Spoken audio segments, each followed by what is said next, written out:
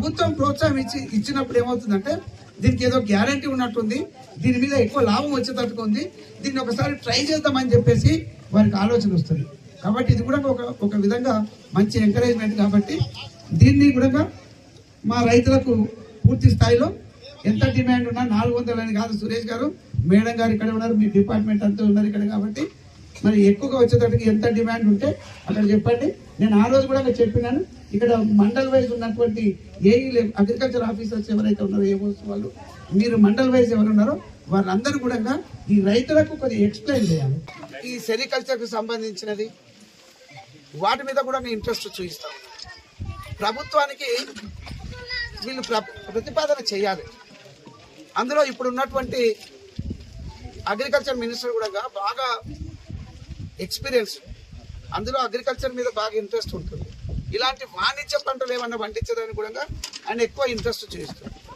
అందులో ఖమ్మంలో మరి ఆ విషయం చెప్పుకోవాలంటే వారి గురించి, ఫస్ట్ అది ఈ పామ్ ఆయిల్ అక్కడే ఉండేది, ఇప్పుడు కూడా ఎక్కువగా ఉంటున్నది అక్కడే. దాన్ని ఇక్కడ కూడా తీసుకురావాలని చెప్పేసి ఆ రోజు ఉన్న ప్రభుత్వంలో నిరంజన్ రెడ్డి గారు ట్రై చేసి ఇక్కడ హైవే మీద, బెంగళూరు హైవే మీద ఏమంటే పేపేర్ దగ్గర పెద్ద ఎత్తున పెట్టాను. నేను ఫస్ట్ టైం అక్కడ ఎమ్మెల్సీగా ఉంటే నేను అక్కడ వెళ్ళినాను.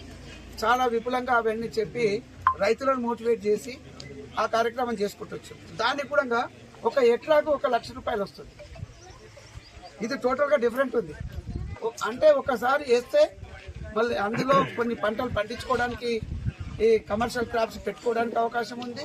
ఒక 4-5 సంవత్సరాలు అవి పెరిగేంత వరకు నష్టం రైతుకు అసలు ఉండదు.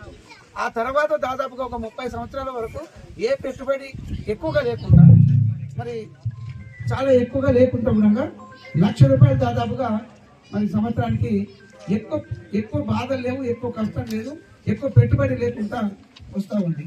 దాన్ని కూడా చాలా మటుకు ఎంకరేజ్ చేస్తాం. సురేష్ గారు కూడా ఇక్కడ కూడా చేసినట్టు మనము కట్టాలి మండలం ఇప్పుడు 3000 ఎకరాలు ఉన్నాయని చెప్తున్నారు. చాలా కాయ కష్టపడి రైతులు డిమాండ్ లేని దాన్ని పండించుకొని ఎక్కువ పంట పండించినా కూడా ఎక్కువ లాభం లేక ఇబ్బంది పడుతున్నటువంటి ఈ పరిస్థితి.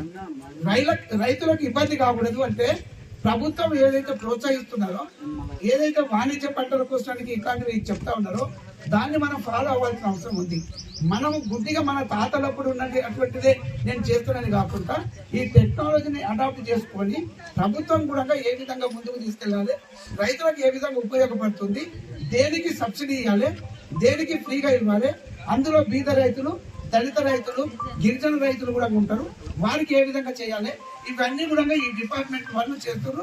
అందులో నేను ఇవన్నీ చెప్పినవి కూడా ఈ భాష గారు ఐఏఎస్ ఆఫీసర్ ఇవన్నీ కూడా వ్యవసాయం మీద మంచి, నేను అనుకునేవాడిని లేడీ ఉంది కదా మహిళ కాబట్టి పెద్దగా వ్యవసాయం గురించి ఏంటి, కానీ చాలా డైనమిక్ గా తీసుకొస్తా ఉన్నాను. కాబట్టి వారి సూచనలు కావచ్చు, వీరికి ఉన్నటువంటి ఉత్సాహం, ఆ ఇంట్రెస్ట్ తోటి కూడా ముందుకు బాగా తీసుకెళ్తా ఉన్నారు.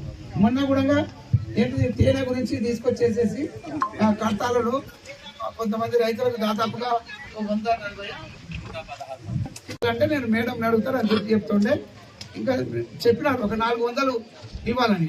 ఆ 400కి ఏమైంది మేడం, ఒక విషయం చెప్తాను చూడండి.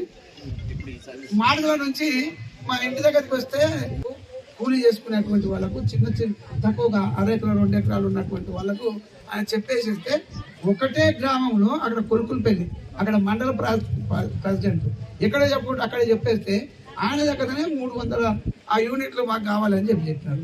అంటే ఒక్కొక్క గ్రామంలో ఇలాంటి పరిస్థితి